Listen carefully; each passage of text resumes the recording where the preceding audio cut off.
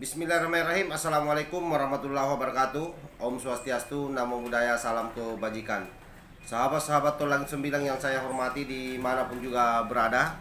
Beberapa hari ini viral video Daniel Mananta, dan saya kira hari ini tidak ada masalah kalau baru kita reaksi.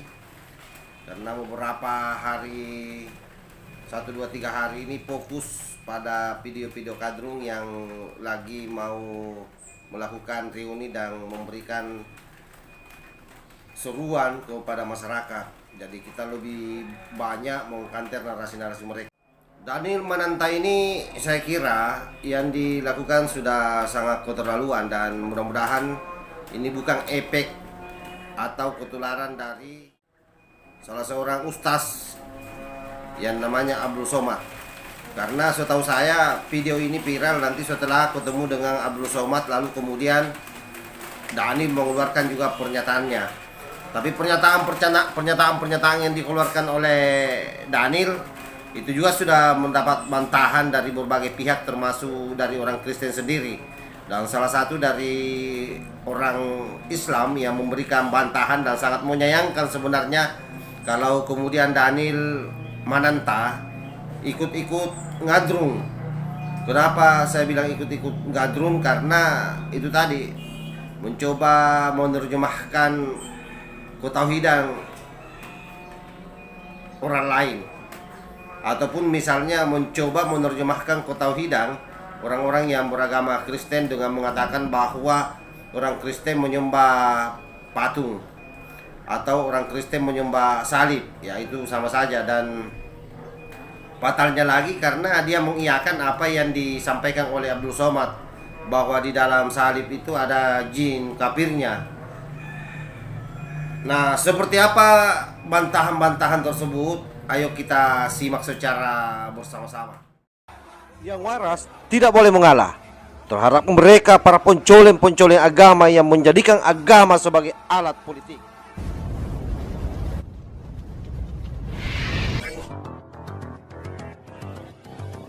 Assalamualaikum warahmatullahi wabarakatuh. Saudara-saudaraku sebangsa setanah air yang saya cintai, saya banggakan. Pesan Daniel Mananta untuk umat Nasrani. Ada jin kafir di patung salib Yesus. Allah karim. Daniel Mananta itu umat Kristiani ya, belum jadi mualaf. Kalau mau jadi mualaf saja Daniel ya. Ya, sekali lagi, kalau mau jadi mualaf saja, itu hak setiap orang, hakmu, hak prerogatif di dalam berkeyakinan, di dalam beragama, nggak ada yang melarang. Tetapi tolong kamu jangan menjadi salah satu unsur yang merusak bangsa dan negara.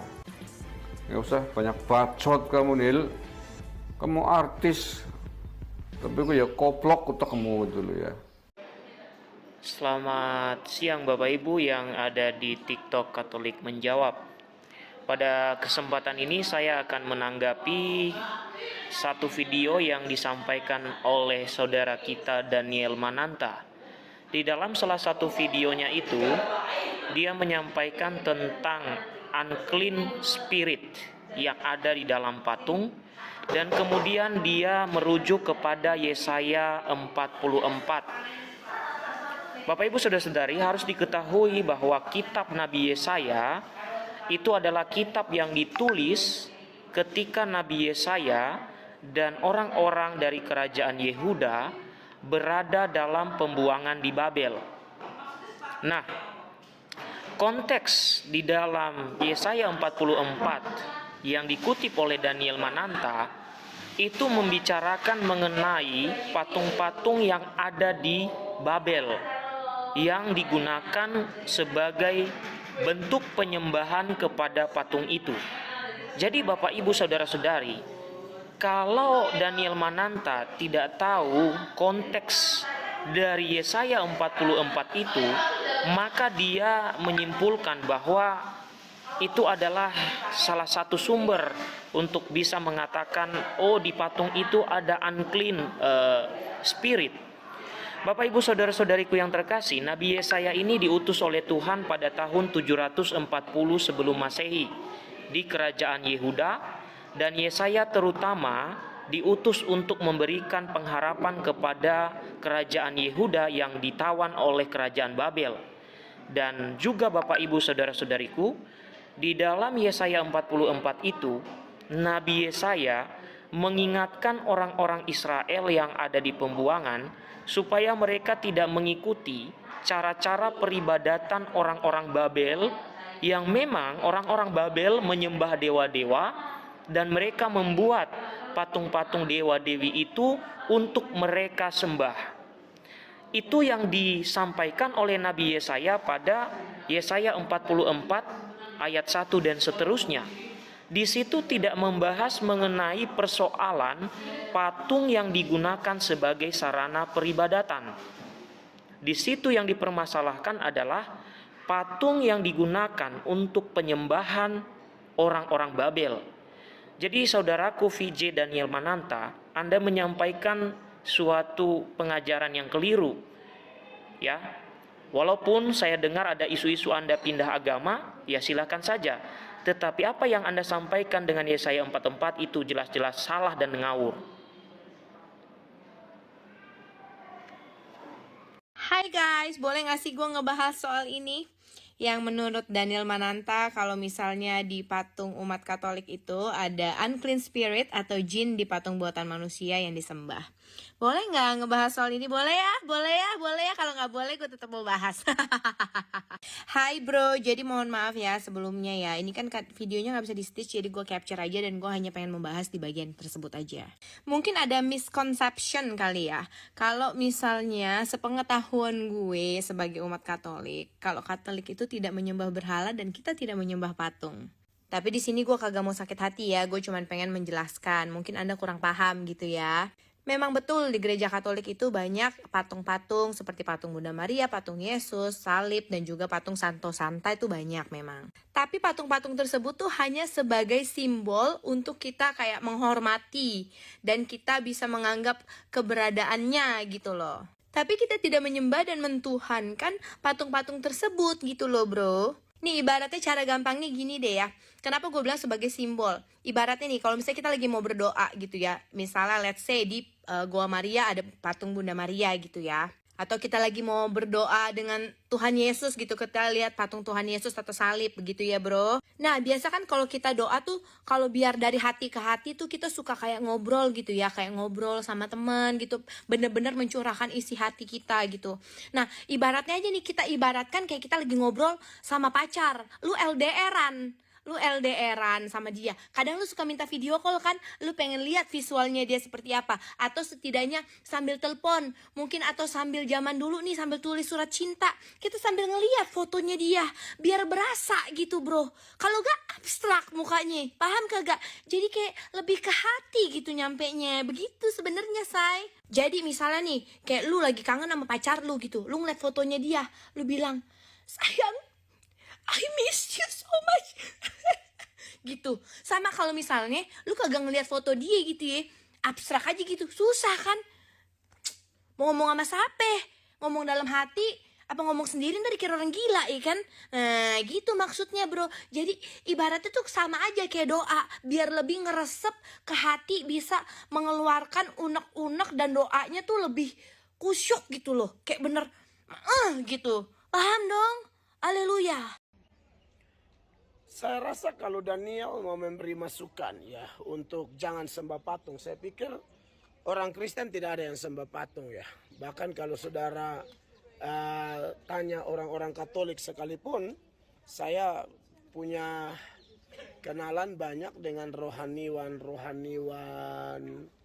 Katolik dan mereka tidak menyembah patung, saudara-saudara. Mereka buat patung bukan tujuan untuk disembah. Karena kalau sekalipun patung mereka dirusak, ya, bahkan bukan hanya gereja Katolik ya, kami Protestan pun kalau mau buat patung, ya di gereja bukan untuk disembah seperti hanya sebagai aksesoris gerejawi atau di gereja, saya pikir tidak ada masalah ya saudara-saudara, bahwa kami melakukan itu bukan untuk menyembah.